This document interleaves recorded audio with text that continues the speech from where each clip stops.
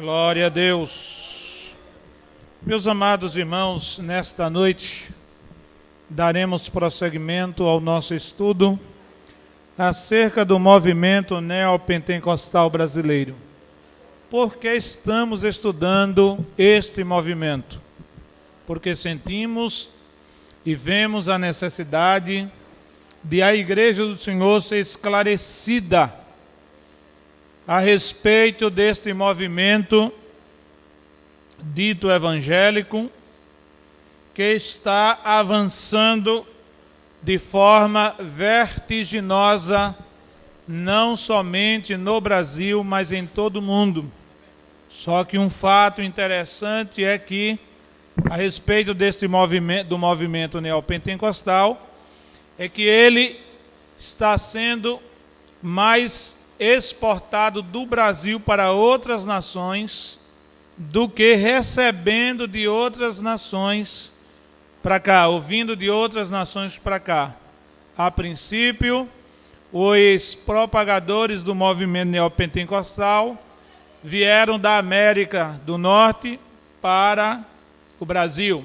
Agora inverte-se esse caminho. Agora o Brasil exporta a doutrina neopentecostal é exportada para outros países. Glória a Deus. E muitas pessoas, membros de igrejas evangélicas ortodoxas, ou seja, igrejas cujas doutrinas estão fundamentadas na Bíblia, que é a palavra de Deus, têm sido enganadas. Esta é a expressão mais correta e mais apropriada que pode ser usada para falar acerca dessa imigração ou emigração de membros de igrejas evangélicas, principalmente de igrejas pentecostais, para outras igrejas ou que fazem parte do movimento neopentecostal brasileiro. Esta emigração se deve ao fato também de que muitos dos nossos irmãos, membros de igrejas como evangélicas, como a própria Assembleia de Deus e outras igrejas evangélicas, são bombardeados noite e dia através da mídia.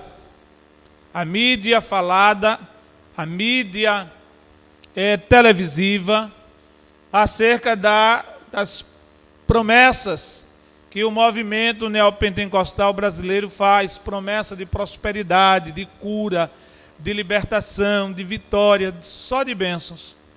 E aquelas pessoas, principalmente as que enfrentam dificuldades, estão enfrentando dificuldades em suas vidas, sejam dificuldades de ordem física no corpo, sejam dificuldades de ordem familiar, matrimônio falido ou em processo de dissolução, né? Drogas no seio da família, desemprego e tantas outras necessidades, principalmente essas famílias, tornam-se o principal alvo desse movimento neopentecostal. E a mensagem deles é direcionada para essas pessoas que estão passando por dificuldades. Agora, uma pergunta que não quer calar ou que não deve calar nessa nossa introdução é: vivemos em um país cujo salário mínimo não dá para chegar nem na metade do mês. Temos, então, um país de pessoas que vivem bem ou de pessoas que vivem mal, não é isso? Pessoas que vivem mal economicamente falando. Um grande índice de desemprego, fome, doença ou doenças, né? Aumento da criminalidade, tudo isso é uma cadeia de acontecimentos sociais que representa a situação do povo brasileiro, não somente hoje, mas desde muitas décadas, não é? Poucos com muito e muitos com quase nada. Então, essas igrejas neopentecostais, elas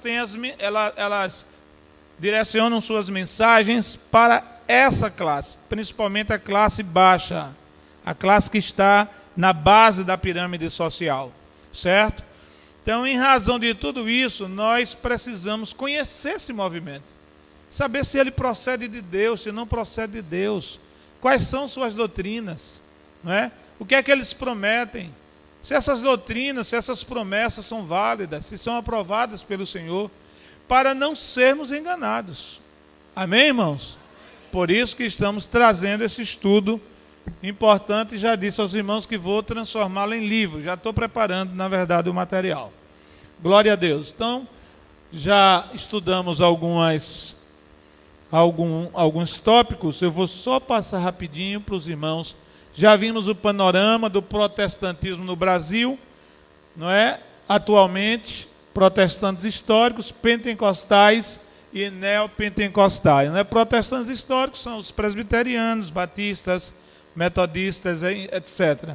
Pentecostais somos nós, os da Assembleia de Deus, e neopentecostais são esses que estão na mídia, propagando muitas doutrinas e fazendo muitas promessas até mirabolantes.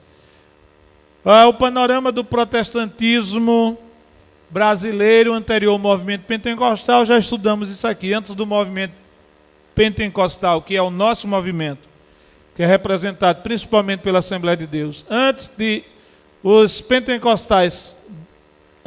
primeiros pentecostais chegarem no Brasil, então, já haviam aqui luteranos, presbiterianos, metodistas, batistas e presbiterianos independentes. Esses aqui, os presbiterianos independentes, eles são diferentes dos presbiterianos tradicionais, no sentido apenas de que eles não concordam com algumas ideologias dos primitivos presbiterianos.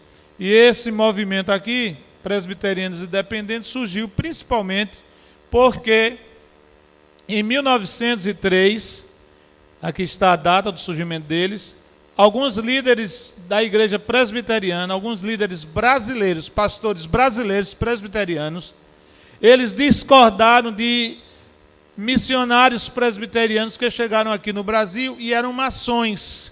Então eles discordaram, eles não aceitavam a maçonaria. Um grupo de pastores presbiterianos brasileiros discordavam veementemente da maçonaria, e mesmo assim, mesmo os nacionais discordando, os missionários presbiterianos vindos principalmente dos Estados Unidos não abriram mão da maçonaria. Muitos deles eram e ainda hoje são maçons. Então surgiu o movimento, a Igreja Presbiteriana Independente, que condena a maçonaria, não aceita de forma alguma que um membro dela seja maçom. Mas em termos de doutrinas e práticas, é a mesma coisa dos presbiterianos tradicionais. Muito bem, vamos lá adiante. Só um detalhezinho que tínhamos para acrescentar. Já vimos o significado do termo neopentecostalismo. O prefixo neo significa novo, recente ou diferente. Já vimos as raízes históricas do movimento neopentecostal. Começamos pelo movimento pentecostal norte-americano. Já vimos aí acerca desse pastor. Depois estudamos sobre o movimento pentecostal brasileiro, começando com o primeiro que aqui chegou, Luigi Francesco, um ítalo-americano, que fundou a Congregação Cristã no Brasil.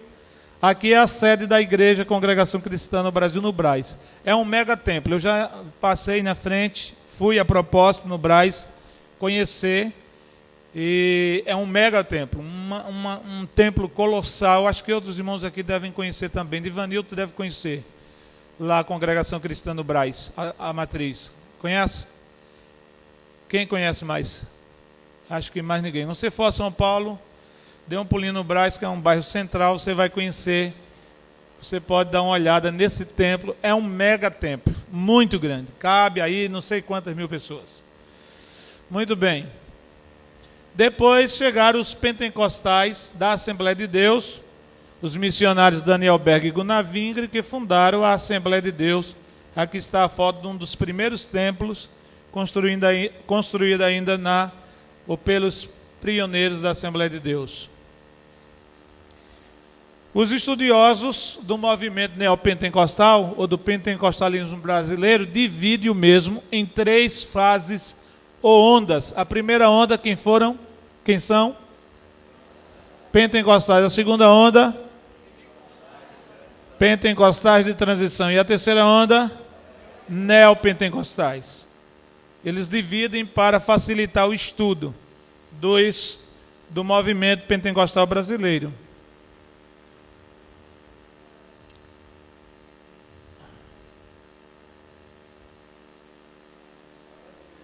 Isso. Os pentecostais são, ou é o grupo da primeira onda ou da primeira fase do pentecostalismo no Brasil. Eles estão representados pela Congregação Cristã no Brasil e pela Assembleia de Deus. Congregação 1910, Assembleia de Deus 1911. A ênfase dos pentecostais, já vimos, é o batismo com o Espírito Santo, conforme Atos 1:8 e muitos outros textos bíblicos. Já vimos as características e doutrinas do movimento pentecostal brasileiro, não é necessário mais comentar. E aí vamos começar a segunda onda do movimento pentecostal para chegarmos então no movimento neopentecostal. As igrejas, segunda onda, que são os pentecostais de transição. Então as igrejas que fazem parte do movimento, ou da segunda onda, são os pentecostais de transição, que estão representados por essas igrejas. Quais são elas? Todo mundo lendo, por favor. Igreja do Evangelho Quadrangular, que surgiu em 1951. Depois, Igreja do Brasil para Cristo, que surgiu em 1955. Depois,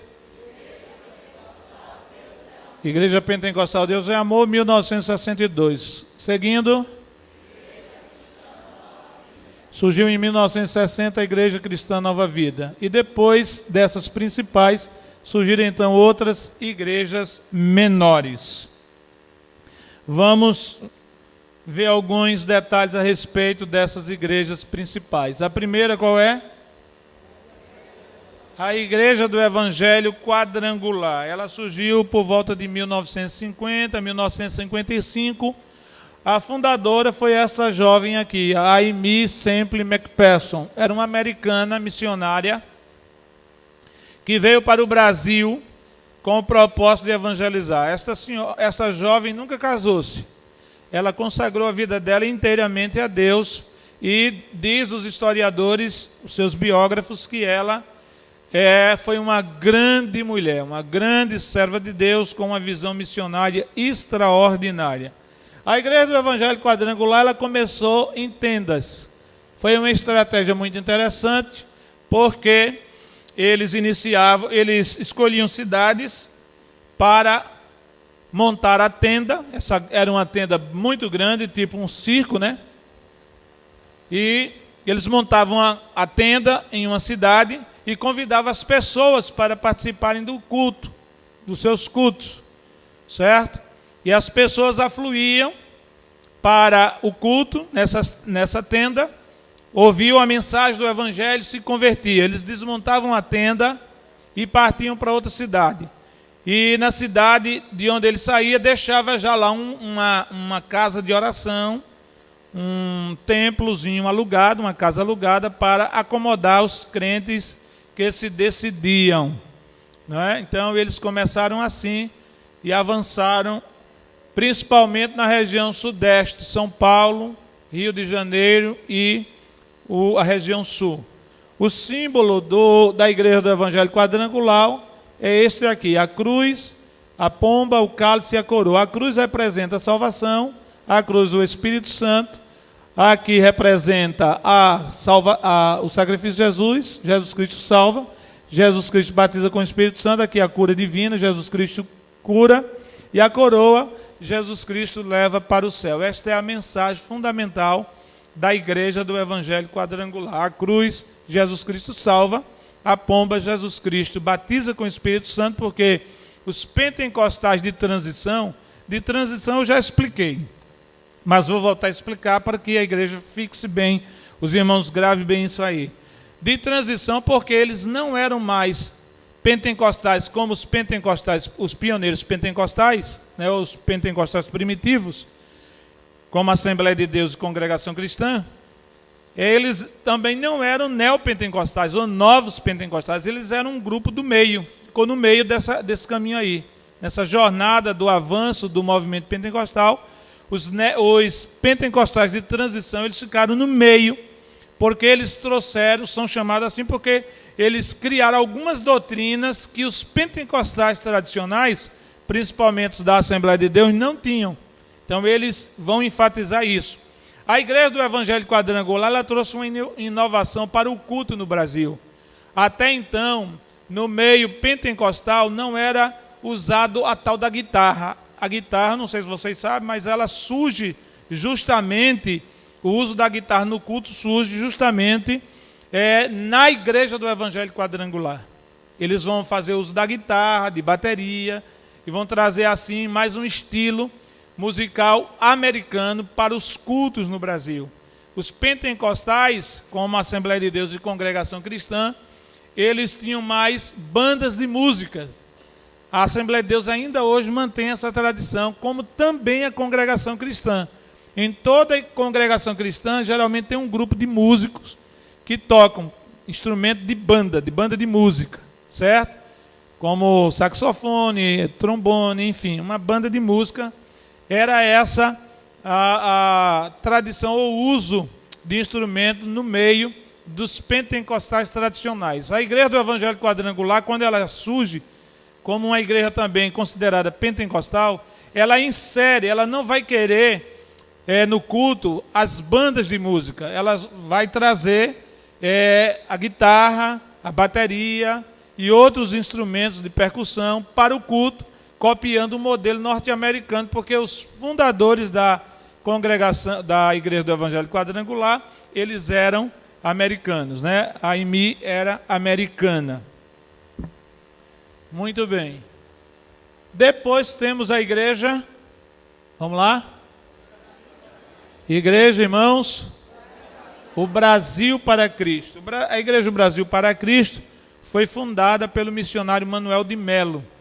Esse homem foi extremamente usado por Deus em cura divina. A história dele, principalmente no início da Igreja o Brasil para Cristo, foi uma história assim muito marcada pela cura divina. Ele era usado pelo poder divino. Agora, interessante, o missionário Manuel de Melo, que também era um grande pregador, um pregador eloquente, ele era da Assembleia de Deus e foi batizado aqui em Alagoas, pelo pastor João Buarque, vô da Joyce. A Joyce está aí? Está ali. Vô da Joyce foi bisavô. Bisavô. O pastor João Buarque foi um dos pioneiros da Assembleia de Deus aqui em Alagoas. E ele batizou o missionário Manuel de Melo aqui em Alagoas. Certo? Depois ele foi embora para São Paulo e saiu da Assembleia de Deus. Saiu da Assembleia de Deus, ingressou em outra igreja, mais precisamente na Igreja do Evangelho Quadrangular, certo? Depois saiu da Igreja do Evangelho Quadrangular e fundou a igreja O Brasil para Cristo. Por que o nome O Brasil para Cristo? Quando ele saiu da Igreja do Evangelho Quadrangular, acompanhou um grupo de crentes que viam nele a figura de um líder. E aí eles, reunidos em oração, chegaram a uma conclusão que queriam iniciar uma nova igreja pentecostal, mas não sabiam o nome. E eles começaram a discutir entre eles qual seria o nome. E um sugeria um nome, outro sugeria outro nome. E ninguém chegava a um consenso para definir o nome da igreja que eles estavam planejando naquele momento. Então, um irmão que estava lá no meio disse: missionário, nós precisamos parar com essa zoada aqui, esse movimento de nome, de definição, define, não define. Nós temos que ganhar o Brasil para Cristo, é isso que a gente tem que fazer. Aí deu um estalo na mente dele, ele disse: é esse o nome, o Brasil para Cristo, certo? O nome da igreja. Então ficou, desde o início, esse nome, Igreja Pentecostal, o Brasil para Cristo. Essa igreja espalhou-se, cresceu vertiginosamente, principalmente em São Paulo, que é o berço dela. Ela nasceu em São Paulo, espalhou-se na região sudeste, sul, depois veio aqui para o Nordeste. Aqui no Nordeste ela não prosperou muito, e ainda hoje ela é muito acanhada no Nordeste. Aqui em Maceió, particularmente, tem uma ou duas igrejas do Brasil para Cristo, certo? E no Sul ela cresceu bastante, Sul e Sudeste. Um detalhe, assim até um pouco negativo, é que este missionário, o fundador da Igreja do Brasil para Cristo, quando surgiu o movimento ecumênico, ou seja, o movimento que prega a união de todas as igrejas, sob o comando da Igreja Católica, ele foi o único líder pentecostal que aderiu.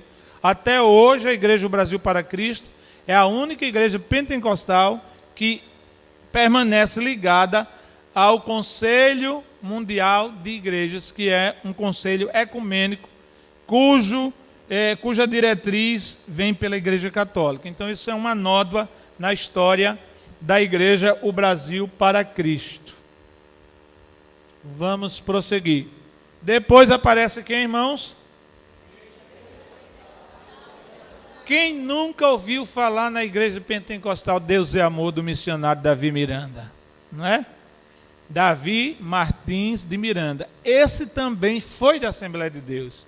Ele era um diácono da Assembleia de Deus, antes de fundar a Igreja Deus é Amor. Ele orava muito, e como diácono da Assembleia de Deus, Deus começou a usá-lo poderosamente. E ele não vigiou. E passou a se insubordinar aos pastores, aos seus pastores. E os pastores começaram a tentar dirigir a vida dele, dar uma nova orientação, equilibrar a situação, e ele não aceitou. Rompeu com a Assembleia de Deus, saiu e fundou a Igreja Pentecostal Deus é Amor. Não é? Ele enfatiza muito aquilo que os pentecostais de transição ainda hoje enfatizam. Esse aqui é o que mais enfatiza, um dos que mais enfatiza, que é a cura divina e a libertação de demônios. Então, todos os domingos à tarde, lá na sede, a sede mundial, como ele chama, em São Paulo, eu também tive a oportunidade de ver, a sede da Igreja Pentecostal Deus e Amor é maior do que a da Congregação Cristã do Brasil. É ele comprou uma grande fábrica que tinha falido e transformou aquela fábrica que é num vasto campo, transformou na sede mundial da Igreja Deus e Amor. Certo? E todos os domingos à tarde, ele, dentro de uma cabine blindada, né, com vidro blindado à prova de bala, porque já tentaram matá-lo, e a partir de então, ele prega dentro de uma cabine blindada. Ele reúne milhares e milhares de pessoas, não somente na sede, mas em todas as igrejas Deus é Amor espalhadas pelo mundo. Certo? Ele transmite ao vivo o culto através do rádio. Então, os fiéis da Igreja Deus é Amor se reúnem nos templos, no Brasil, espalhados pelo Brasil e espalhados pelo mundo, ficam lá, e um serviço de som transmite ao vivo a pregação, as orações e todo o movimento comandado por ele na sede mundial. Isso começa domingo por volta de 2h da tarde, vai até 6, 7 da noite, ele pregando e expulsando o demônio e curando, e aquela maravilha toda, segundo eles afirmam, né? E ele também diz que eles também têm uma prática de revelação. A revelação deles, principalmente do missionário Davi Miranda, ele diz assim: aqui tem 366 pessoas com câncer. Isso para uma multidão de 10 mil pessoas ou mais. E Jesus vai curar agora. Depois diz assim: aqui tem 2.233 pessoas que estão endividadas. Vou orar agora e vai haver milagre, vai haver bênção financeira, prosperidade financeira. E assim é todo o culto, né? Expulsando o demônio, orando pela prosperidade financeira, orando pelos enfermos e tudo mais. Ele não usa a televisão porque ele é inimigo da televisão. Ele foi praticamente o primeiro pentecostal a usar o rádio, programa de rádio. Praticamente ele foi dos primeiros pentecostais de transição que fez uso do rádio para pregar o evangelho e transmitir ao vivo seus programas, né? Ele prega e tal, e no final ele pede para as pessoas fazerem fila e contar a bênção, né? Conte a bênção, irmão. Conta a bênção, irmão. Isso fica horas e horas ele perguntando, pedindo para o povo contar a bênção, o povo dar os seus testemunhos e tal, etc, né? E ele não permite o manual do membro da igreja pentecostal de Amor, praticamente é uma outra Bíblia. Lá eles proíbem quase tudo. Por exemplo, homem não pode usar calça jeans, nem camisa polo, nem pode usar camisa de mangas curtas, tem que ser mangas longas, certo? Não pode ter bigode. Eu, por exemplo, não posso ser membro da Igreja de Deus e Amor, porque tem que ter o bigode, entendeu? Não pode ter bigode lá, é proibido, é pecado. E uma certa feita ele foi expulsar o demônio de um homem, e o demônio, lá tem muito teatro, viu, irmãos? Isso foi comprovado já por pesquisa, por investigação, até policial. Lá tem muito teatro, né? Aqui os irmãos estão vendo uma foto dele, do missionário Davi Miranda. Aqui na parede são muletas de pessoas que ele diz que foram curadas na Igreja Deus e Amor. E aqui são cadeiras de rodas que também, de pessoas também que ele alega que foram curadas lá. Mas muitas pessoas dizem o contrário. Inclusive, houve investigação policial nesse sentido. Muitos dizem que tudo isso aqui é comprado, que ele compra isso aí para expor para os membros, para enfatizar o milagre e a autoridade dele, para atrair mais fiéis para a igreja. Mais fiéis, não é? Então tem muito teatro lá. E um dia, em um desses teatros, ele foi expulsar lá um demônio de um cidadão, e ele conversa com o demônio também, né? Como fazem outras igrejas neopentecostais. A Bíblia não ensina conversar com o demônio, a Bíblia ensina expulsar o demônio. Amém, irmãos? Não queira conversar com o demônio, não. Como é seu nome? De onde veio? Para onde vai? O que está fazendo? Nada disso. Demônio veio para matar, roubar e destruir. Você for expulsar um demônio, expulse-o em nome de Jesus. Não precisa meter a Bíblia na cabeça do endemoniado. Não precisa clamar pelo sangue de Jesus. O sangue de Jesus se clama quando vai orar pelo pecador que está aceitando-o como Salvador. Quando você se deparar com carne de endemoniado, use apenas o nome de Jesus, a autoridade dele, do nome do Senhor, e expulse o demônio. Então, ele foi expulsar um demônio e começou um diálogo com o demônio, e por fim ele perguntou: de onde você veio, demônio? O demônio, com aquela voz cavernosa, feia, disse: eu vim dos bigodes dos pastores da Assembleia de Deus. Mas isso aí foi combinado, né? Para ultrajar os pastores da Assembleia. Ele tornou-se inimigo da Assembleia de Deus. Outro dia eu estava no carro e ouvindo o programa dele, e uma pessoa foi dar um testemunho de cura divina. E ele perguntou: de que igreja você é? Primeiro ele perguntou: o que é que Jesus fez na sua vida? Jesus me curou, Jesus me curou. A mulher dando lá o testemunho dela, emocionada. E de onde você é? Ela disse: eu sou da Assembleia de Deus.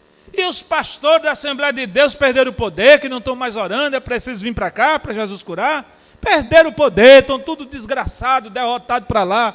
Fez esse comentário com os pastores da Assembleia de Deus. Então ele tornou-se um inimigo da Assembleia de Deus, de onde ele saiu, não é? É uma igreja que tem um histórico de escândalo, principalmente escândalo financeiro, não é?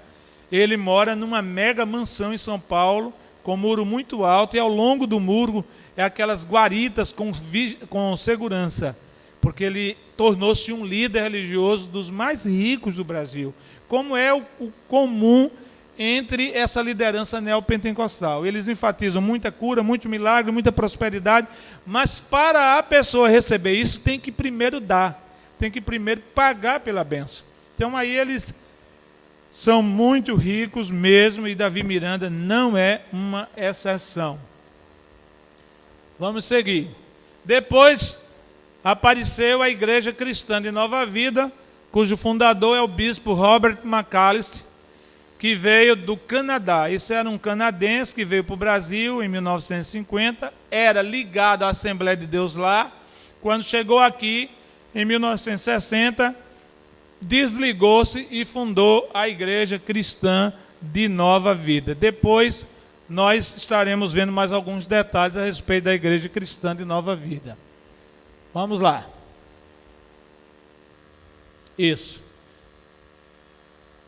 Os pentecostais de transição, esses que estão no meio, entre os pentecostais e os neopentecostais, esses que acabamos de ver alguma coisa sobre as principais igrejas. Qual é a ênfase deles? Qual a ênfase deles? A ênfase doutrinária é a cura divina e exorcismo. É o que eles pregam, só pregam isso. Lá eles não pregam sobre salvação, perdão, transformação, regeneração. Não pregam nada disso. Eles só pregam cura divina e exorcismo. Cura divina e exorcismo, ou libertação de demônio. Ora, as pessoas vivem doentes, não é, irmão? Se eu for perguntar aqui, quem é doente, muitos irmãos e irmãs vão levantar a mão testificando, dizendo que estão doentes, não é? Quando surgiu a Igreja Deus é Amor, ela também foi uma explosão no Brasil. E aconteceu um fato interessante com uma irmã da Assembleia de Deus lá de São Paulo. A irmã doente foi em busca da cura dela na Igreja Deus é Amor.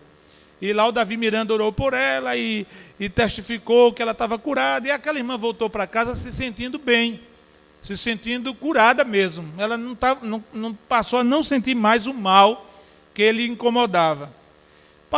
Passaram-se alguns meses e depois aquela irmã voltou a sentir o mesmo sintoma, só que com mais gravidade, mais gravidade, mais gravidade. E aí ela voltou ao médico, foi ao médico, e quando ela foi fazer o exame, o raio-x, na época não tinha outro tipo de exame, quando ela fez o raio-x, tinha voltado o tumor, né? Um tumor agressivo, e nesse tumor tinha o número escrito, 666. Isso se espalhou por todo o Brasil, principalmente entre o povo da Assembleia de Deus, certo? A ênfase doutrinária, então, é cura divina e exorcismo. O contexto social, ou seja, o contexto que surgiu essas igrejas, ou esses pentecostais de transição, qual foi o contexto?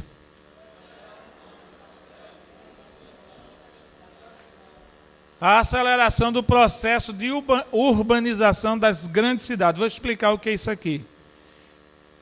A partir de 1950, houve assim um crescimento muito grande, principalmente na área da construção civil, em cidades como São Paulo, Rio de Janeiro, Curitiba, Belo Horizonte, as grandes capitais do Brasil, passaram a crescer vertiginosamente por conta das indústrias que chegaram no Brasil e se instalaram nessas grandes cidades. E aí precisou-se de muita mão de obra. E quem foi levar mão de obra para essas grandes cidades? Muita gente de fora delas, principalmente nordestinos. Os irmãos sabem que São Paulo foi construída pelos nordestinos. Hoje, a maioria das pessoas que moram em São Paulo são nordestinas ou têm parentesco com nordestino, não é? Sempre tem esse viés social aí.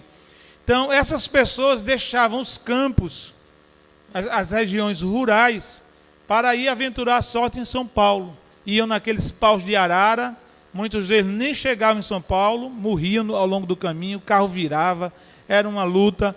Mas quem chegava em São Paulo se abrigava naquelas construções civis e para construir grandes prédios, viadutos, rodovias e tudo mais. E essas pessoas, que quando ali chegavam, não tinham parentes, não tinham ninguém para acolhê-las. Quem foi que acolheu? Quem foi que acolheu-as? Foram os crentes pentecostais. Tanto os pentecostais tradicionais, quanto os pentecostais de transição.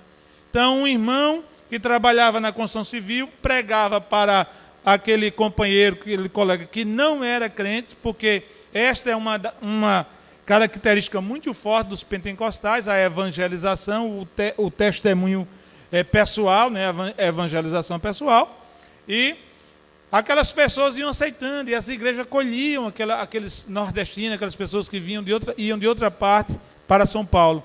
E aí foram crescendo as igrejas pentecostais, principalmente os pentecostais de transição, que faziam uso do rádio, porque a televisão praticamente ainda não existia.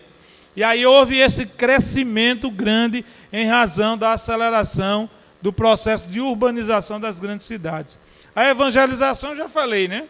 Ela era feita pelos pentecostais de transição através dos meios de comunicação de massa, como o rádio, a princípio, e depois a televisão. Davi Miranda, esse último que nós falamos a respeito dele, foi o líder pentecostal de transição quem primeiro usou o rádio para evangelizar. Em 1950, o missionário Lawrence Watson, que era um missionário da Assembleia de Deus vindo dos Estados Unidos, ele começou o programa A Voz da Assembleia de Deus no Brasil, isso no Rio de Janeiro. O missionário Lawrence Watson, que foi comentarista das lições bíblicas por muitos e muitos anos, enquanto esteve no Brasil, ele foi duramente criticado pela liderança assembleiana, porque os pastores da Assembleia de Deus, da época, não aceitavam de forma alguma o uso do rádio, porque dizia que era do diabo. Era do diabo. Como é que vai usar o rádio do diabo para pregar evangelho? Então, o irmão Lawrence Watson, ele enfrentou muitas dificuldades, muita oposição da própria liderança lá para não ser feito programa de rádio Voz da Assembleia de Deus. Mas ele perseverou e depois outros pastores viram que o rádio era importante para a pregação, a difusão do evangelho em muitas partes. Eles também começaram a fazer, mas de forma muito acanhada, muito tímida, programas de rádio, né? Hoje a Assembleia de Deus avançou muito nessa área do rádio, da transmissão do evangelho pelo rádio, mas em termos de televisão ainda ficamos muito a desejar. Hoje essas igrejas grandes, neopentecostais, elas não pensam muito no rádio, elas querem a televisão. Então elas lutam para comprar horário nobre de televisão e também comprar emissoras de televisão. A Igreja Universal tem não sei quantas emissoras de televisão no Brasil, fora do Brasil. Emissoras de rádio também tem uma infinidade, como muitas outras igrejas. E a Assembleia de Deus ainda está marcando passo neste sentido. Infelizmente, está marcando passo neste sentido. Práticas do pentecostalismo de transição. Já falamos que uma das principais práticas do pentecostalismo é o exorcismo ou libertação de demônios. Aqui, irmãos, estão vendo uma senhora endemoniada e os crentes orando, expulsando o demônio. Então, essa foi uma ênfase muito grande que foi dada no princípio. Eles chegavam a chamar, irmãos, convidar pessoas, escute, os pentecostais de transição, eles faziam apelo para as pessoas trazerem endemoniados para as igrejas.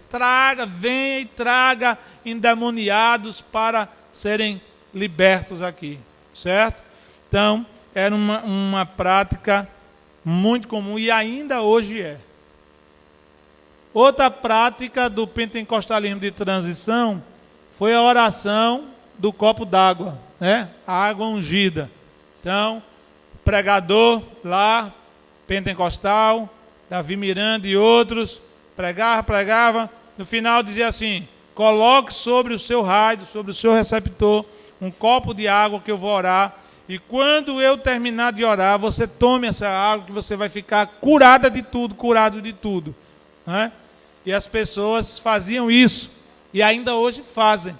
Mas eu não sei se vocês estão sabendo, ou se alguém sabe aqui, que quem primeiro usou a oração pelo copo d'água, ou a água ungida, foram os espíritas. Um espírita muito famoso no Brasil, em 1950, ele começou a fazer um programa de rádio e ele utilizava esse método da oração ungida, da oração santificada, enfim. Ele chamava-se Alziro Zaru, é o fundador da Legião Brasileira da Boa Vontade. Quem coopera para a Legião Brasileira da Boa Vontade aqui? Alguém coopera? Eles vão nas portas, pedem para ajudar orfanato, criança e tal. São espíritas eles, viu, irmãos? São espíritas. A LBV, Legião Brasileira da Boa Vontade, é uma instituição espírita. E foram eles, foi o fundador da LBV, Alziro Zaru, quem primeiro utilizou a oração do copo d'água sobre o rádio para depois tomar, certo? Então ele fazia o passe lá no estúdio do rádio, de rádio onde ele estava, e pedia para as pessoas também colocar sobre os seus receptores um copo d'água e beber depois. E aí os pentecostais de transição, vendo que isso atraía as pessoas, porque os pentecostais de transição eles trabalham fortemente com marketing, né, publicidade, propaganda, então eles copiaram isso. Eles copiaram e passaram também a usar, competindo com os espíritas, né? Competindo com os espíritas. Os irmãos estão entendendo, não estão? Quem está entendendo? Então, estou ensinando a igreja para que a igreja fique esclarecida o que é que está acontecendo aí fora. Muito bem, os pioneiros do pentecostalismo de transição, já vimos sobre eles, o missionário Manuel de Melo e o bispo Robert McAllister. Esses foram os dois principais pioneiros do pentecostalismo de transição. Então aí depois inicia-se a terceira onda, que são os neopentecostais. Este aqui nós vamos deixar para a próxima sexta-feira, porque eu quero terminar o culto neste horário, irmãos, em razão de que a polícia militar está em greve. Só tem uma parte do efetivo muito pequena que está atuando, segundo informações. Ontem, ali na próxima Polícia Rodoviária Federal, no meio do trânsito, houve um confronto entre bandidos e polícia, e tinha até um pastor nosso, ele me contou, lá na hora, no meio, com seu carro parado, no engarrafamento, e ele teve que se meter debaixo do carro, muita gente saiu do carro, esconderam debaixo, se protegeram debaixo dos seus carros, porque a bala cobriu mesmo pesada, polícia e bandidos e tal. E hoje também houveram vários arrastões, assaltos à mão armada. Ontem houve 9 homicídios, 11 carros roubados. São esses os dados. Vamos orar pela nossa polícia, para Deus abençoá-la, e vamos orar pelo governador, para ele abrir mão para a polícia, porque precisa, né? Os policiais arriscam a vida e ganham tão pouco, né?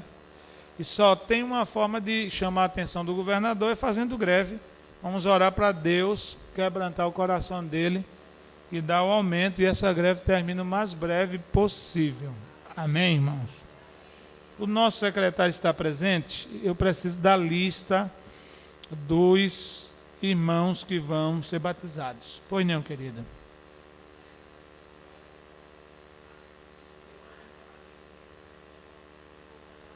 No centro da cidade. Muita gente se aproveita para provocar o tumulto, para tirar proveito.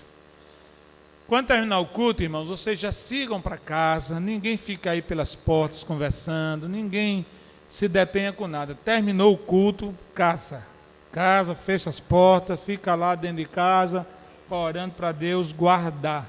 Amém?